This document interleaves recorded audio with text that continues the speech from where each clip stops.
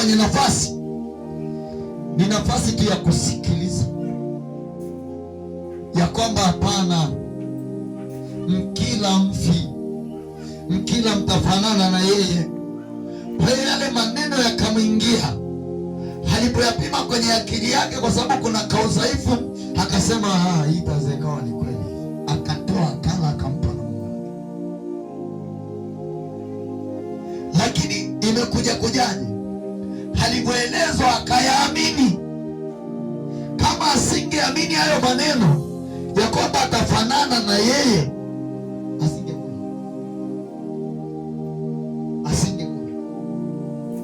Lakini kwa sababu alivyoambiwa akasema labda ndivyo yalivyo,